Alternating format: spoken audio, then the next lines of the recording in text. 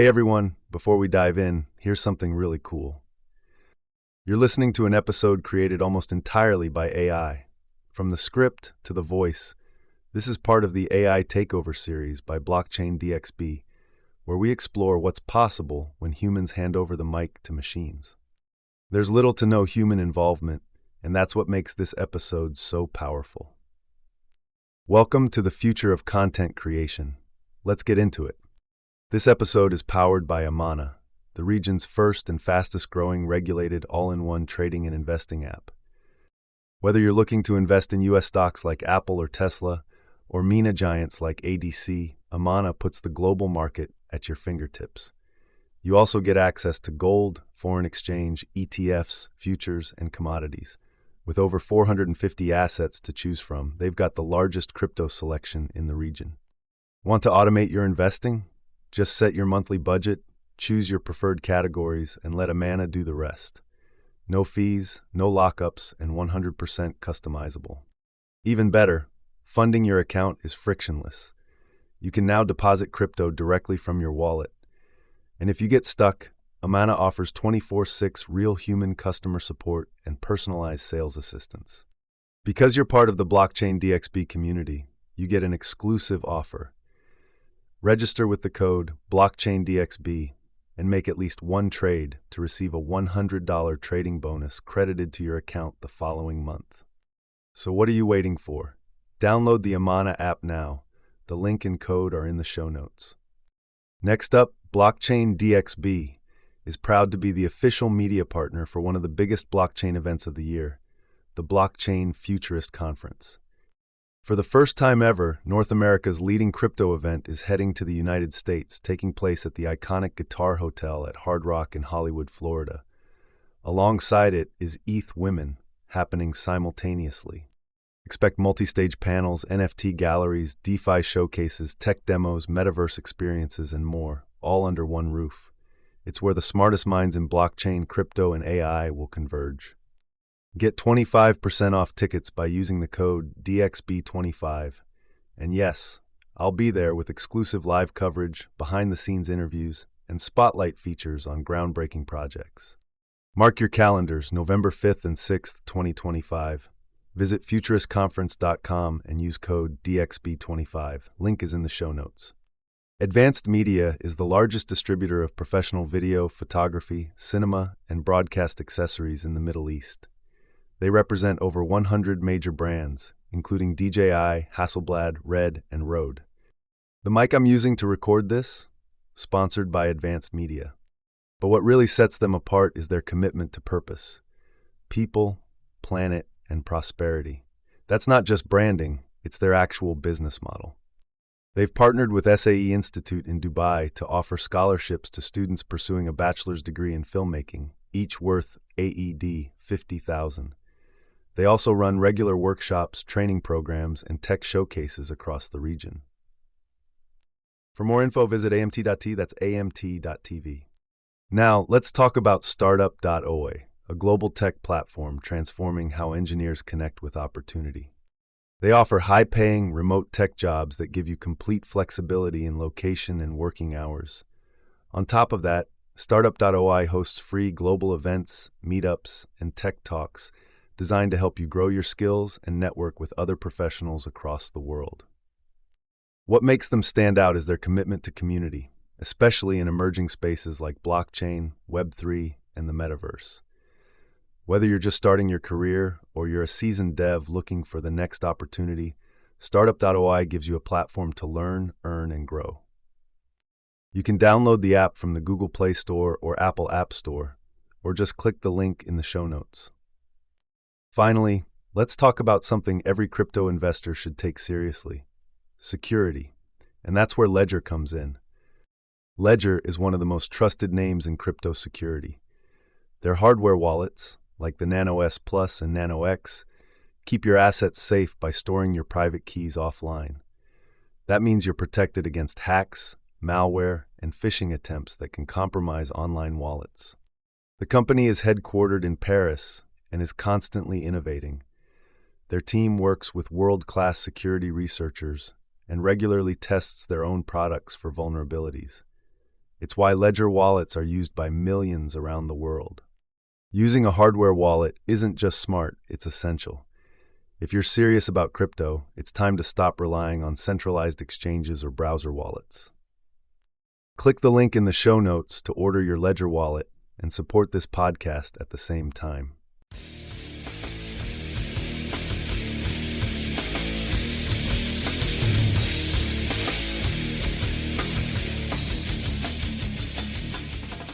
Welcome to the Deep Dive. This is where we help you get informed fast. We go through articles, research notes, and pull out the key insights for you. Today, we're doing a pretty comprehensive deep dive. We're looking at the crypto market key numbers, some major legislative moves happening here in the U.S., and some really interesting real-world adoption news from around the globe. Yeah, it's an incredibly dynamic space, isn't it? Definitely. This deep dive, well, it's really designed to give you a clear picture of, the changing values of the main digital assets, but also the really critical policy talks that are shaping their future. Right. And how they're actually, maybe surprisingly, fitting into everyday life. It's a mix of exciting innovation and, let's face it, complex regulation trying to catch up. Absolutely. And just so everyone's on the same page, all the market data, the recent events we're talking about, this is all current as of July 10th. Good point. And if you follow market sentiment, the Fear and Greed Index, well, it's sitting at 58 right now. Okay, 58. Which puts it squarely in neutral territory. So that's maybe a good starting point, a pulse check for the market mood today. Yeah, neutral. Not too hot, not too cold. Exactly. So let's jump right in. Let's do it. Okay, starting with the big ones, the heavy hitters. On July 10th, what was Bitcoin doing? It was holding at $111,369. Wow, still up there. Yeah, and showing a decent 2.27% gain over 24 hours, and over the week, plus 6.58%. Pretty solid.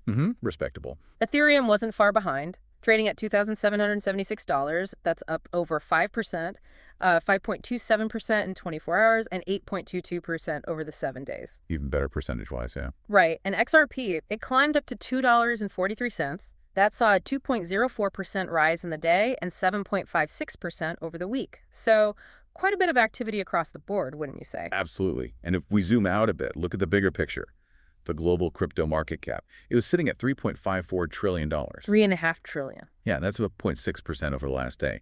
Total crypto market volume in the last 24 hours hit $125 billion. Whoa. Which is a big jump, 12.04%. But here's something really telling, I think. We saw $96 million in ETF inflows. 96 million, right. And that's not just, a random number. It's a clear signal. It says traditional finance is increasingly seeing crypto not as some, fringe thing anymore, but as a legitimate, accessible investment. That could pave the way for, broader adoption, maybe more stability, even with the market conditions we're seeing. That institutional piece is definitely key. But let's look at a different kind of volume to decentralized exchanges, the DXs. Yes. Huge numbers there. Their total volume hit $17.32 billion. That's almost 15% of the entire crypto market's 24-hour volume. Significant chunk. Yeah. And for anyone listening who might not be familiar, DXs are basically platforms where you trade crypto directly, peer-to-peer, no middleman, like a traditional exchange. Right. Cuts out the intermediary. Exactly. The top 5 by volume. PancakeSwap way out front at $9.64 billion. Then Uniswap, $1.92 billion. Radium had a huge number, $859.29 billion. Wait, that must be million. Let me recheck that source. Yes, Radium at $859.29 million. Then Fluid at $629.33 million. And Meteor at $610.5 million. Okay, so PancakeSwap is the giant there. Clearly. What does this high DEX volume tell us? Is that core crypto idea of decentralization still really strong? I think it definitely suggests that, the demand for, efficient, low-cost trading without that central point of failure, it's still incredibly high. Yeah. Even as crypto gets more mainstream. And tied into that, U.S. stablecoins, they're still fundamental for a lot of this activity. Their total market cap was $255.49 billion. Or a trillion almost. Yeah. And Tether, USDT, just continues to dominate, $91.65 billion in 24-hour volume. Its market dominance is over 62%, 62.44%. Yeah, wow. USDC and FTUSD also had big volumes like $11.36 billion and $6.75 billion. Yeah. But beyond just crypto for crypto, we're seeing strong growth in real-world assets, RWAs. Right, tokenizing physical stuff. Exactly. Things like real estate, commodities, put on the blockchain. Yeah. The total value lock, or TVL, basically the value committed to these RWA protocols, is now $12.85 billion. That's growing fast. It is. It shows a real bridge being built between the digital world and the traditional economy. Meanwhile, Bitcoin, well, it still holds that strong market cap dominance, 62.50%. That's $2.21 trillion. Ethereum follows at $9.5 billion, or $335 billion. It's fascinating how those traditional metrics tell one story, but then you have this other corner, NFTs, showing huge value in a different way. Totally different paradigm. It's almost like mind-blowing when you see the total lifetime earnings from just the top 5 NFT projects. Yuga Labs think Bored Apes leads with $569.27 million. $500 million just from NFTs. Yeah. Then Azuki, $129.56 million. VFriends, Gary V's project, $122.24 million. CloneX, $119.12 million. And Proof Collective rounds it out with $100.5 million. These aren't just digital pictures, right? It really highlights the power of digital ownership, community, in this whole Web3 space. It's like a whole new economy taking shape. Proving value isn't just physical anymore. And that's exactly it. This innovative, digital-first approach to value creation. It brings up a really stark contrast when you look at traditional finance. How so? Well, one system is arguably backed by endless money printing, political hurdles, IOUs to the future. Bitcoin, though, it's backed by math. Cryptography, a fixed supply, a distributed network. It's a fundamentally different foundation. Quite striking, isn't it? It is. I mean, there's a joke going around that the U.S. Treasury Department hit a status all-time high. Right, but not in a good way. Exactly, referring to the national debt. That is a powerful, pretty blunt comparison. But, some would argue while Bitcoin supply is fixed, its value is still super volatile, heavily influenced by speculation, global economics. Absolutely. Whereas traditional currencies, they have printing issues, but they are backed by the government's power to tax the nation's economic output. How do you reconcile that difference in backing when you make that eighth in debt point? That's a really crucial point, and it gets to the heart of the debate, doesn't it? Yeah. Bitcoin's price is volatile. It is influenced by sentiment, no question, but its fundamental scarcity and its decentralized nature offer a different kind of, let's say, predictable security in its supply schedule. It's just math. Okay. Traditional currencies rely on central banks, government decisions, which can be less predictable, maybe more political. Yeah. Both systems honestly have unique risks and strengths. Huh. Understanding that is key for anyone involved. Right. And looking ahead just for Bitcoin, we got some key dates coming up in July. Inflation data on the 15th and the FOMC meeting on the 30th. Both could definitely stir the pot. Yeah, those Fed meetings always do. So, okay, these numbers, they paint this vivid, constantly shifting picture. But beyond the charts, what does this volatility, mixed with these big macro trends, what does it actually mean for you listening, for your strategy as a user or maybe an investor? Yeah. It's something to think about, especially as we shift gears now from the market's pulse to the legislative battles trying to shape its future. Big transition. Let's pivot now to the regulatory scene in the U.S. There was a pretty major moment on July 9th, the Senate Banking Committee hearing. Right. The focus was on building digital asset markets, and specifically, they were hashing out this proposed Digital Asset Market Clarity Act of 2025. Clarity Act. Yeah, clarity. So this act, it lays out some key goals, basically trying to bring some order to the digital asset world. Okay. First, it wants to draw clear lines for regulators. Yeah. The idea is to give the CFTC primary authority over digital commodity spot markets and the intermediaries, like exchanges, brokers, dealers. Okay, CFTC for commodities. Right. And the SEC keeps oversight of primary fundraising, investment contracts, the typical securities stuff, though with some limited exemptions. Mm-hmm. What's also really essential is the attempt to legally define a digital commodity. They're saying it's a blockchain asset where the value is intrinsically linked to its network's use. And it specifically excludes securities, stablecoins, and derivatives. Interesting distinction. Very. And then there's this concept of mature blockchains. Mature blockchains, what defines that? Well, the criteria include things like being truly decentralized, not giving special treatment to certain users, and this is key, having no single group owning more than 20% of the tokens. Oh, yeah, the 20% rule. Exactly. The thinking is, if a network is really spread out decentralized, maybe it needs different treatment. It might qualify for SEC registration exemptions because it looks less like a security and more like a utility. Okay, so on the surface, clarity sounds like it's aiming for, well, clarity, bringing order.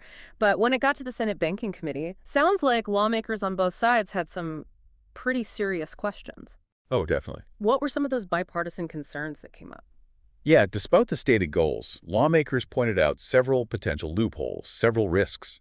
Some worried that the CFTC-SEC split might actually create new gaps. Oh, interesting. How? Well, firms might be able to sort of play the regulators off each other, exploit ambiguities between their domains. Right. There are also worries that the specific definition of digital commodities could let some assets sneak out of proper oversight just based on technicalities. And critics really jumped on that mature blockchain's exemption. While it aims for clarity, they argued it could become a backdoor for, unvetted projects to skip crucial investor protections. Okay, that makes sense. Plus, there were concerns that the CFTC just might not have the same enforcement muscle or budget as the SEC. That could lead to weaker oversight. Right, resource constraints. Exactly. And lawmakers also questioned the $75 million annual exemption for token offerings on these mature blockchains. Could that undermine investor protection? Could it allow too much speculative fundraising? $75 million is a lot. It is. Yeah. And finally, allowing even limited commingling of assets under certain waivers, that got scrutinized too. It's seen as a potential systemic risk, especially remembering lessons from past financial meltdowns. Yeah, you don't want another FTX situation. Senator John Kennedy certainly didn't mince words during the hearing. He had this really blunt assessment. I think it sums up some of that feeling. He said, "We let the current generation of the internet write their own rules, and frankly, what we got looks like somebody knocked over a urine sample." Oof. Yeah, that's memorable. Quite the visual. It really underlines the deep distrust some lawmakers clearly have about the crypto space. But is that blunt take really where DC is leaning, or is that maybe more of an outlier comment in the debate? Well, that quote definitely captures attention, right? And it highlights the huge challenge. How do you legislate brand new tech without knowing exactly how it'll play out? It points to this tension running through the whole debate. Does clarity actually give Bitcoin and other assets real legal certainty for just, peer-to-peer use? Or does it risk creating loopholes that mostly help the big crypto companies avoid existing rules? That's the core It question. really is. And it leads to this fundamental issue policymakers are wrestling with. Should the crypto industry experts be the main ones writing these new rules? Or should it be independent lawyers and regulators, maybe folks with fewer direct ties to the industry who stay firmly in charge? It's a tough balance to strike. Yeah, it really is. Thinking about these debates, what seems like the biggest problem clarity is trying to fix, and conversely, what new issues might it accidentally create if it passes as is? How might these rules, if they happen, change how you listening interact with digital assets? Big questions to ponder. Definitely. Okay, let's shift gears again. We've talked market, we've talked regulation. Let's move from the halls of government to some major industry moves, real-world adoption, showing how these assets are moving beyond just speculation into, actual use. Yeah, this is where, as they say, the rubber meets the road. Right. And you see institutions really integrating this stuff. Take Ripple, for instance. Big move. They picked BNY Mellon, Bank of New York Mellon, to custody its Ripple USD RLUSD reserves. BNY Mellon, wow, that's huge. It is. RLUSD, it's got about a $500 million market cap currently, issued under a New York DFS trust charter. It's designed specifically for cross-border payments, focusing hard on compliance, utility, transparency. Okay. This partnership, it's more than just like a stamp of approval. It shows a shared commitment to building future financial infrastructure. It's going to seriously boost ROUSD operations and drive more institutional adoption. It's traditional finance getting directly involved with these new digital asset structures. That's a massive vote of confidence from a legacy player. And speaking of institutional plays, there's another one. Binance founder Changpeng Zhao, CZ, his family office, YZ Labs, they're backing a new company called the BNB Treasury Company, along with 10x Capital. And their plan is ambitious. Buy and hold BNB, the Binance coin, and eventually go public on a major U.S. exchange. Go public with BNB. Yeah, the idea is to give U.S. investors institutional-grade access to BNB, basically packaging a major exchange token into a more traditional investment wrapper. Interesting strategy. And what's also really fascinating is what's happening in the Middle East. Super dynamic there. Like what? Emirates? The airline, they just signed an MEU, a Memorandum of Understanding, with Crypto.com. This was July 9th, 2025. Emirates and Crypto.com. Yep. They're going to explore integrating Crypto.com Pay as a payment option for customers. Full integration is targeted for next year. Wow, paying for flights with crypto. Potentially, yeah. And the partnership stresses security, regulatory compliance. Sheikh Ahmed bin Zayed Al Maktoum was directly involved, which shows high-level backing. So why is Emirates doing this? Well, a few reasons. It fits right into Dubai's big push for financial innovation. It helps attract younger, tech-savvy customers who might prefer using crypto. It offers more payment flexibility for their global base. And importantly, it helps cement Dubai's position as a global crypto hub, one that actually has a solid regulatory framework in place. Right. Crypto.com COO, Eric Andiani, he emphasized this is all about building real-world crypto utility. They're planning joint promotional campaigns, too. And, many businesses in Dubai already take crypto real estate, telecoms. It's already happening there. It is. And Crypto.com has over 100 million users globally, so the potential reach is massive. That's incredible. And you mentioned broader regional stuff, too. Yeah, just briefly, on a related tech front, Saudi Arabia and Kuwait have also formed a strategic AI partnership. They're focusing on AI governance, research, innovation, especially in AIoT, the artificial intelligence of things. Okay, so lots of tech development in the region.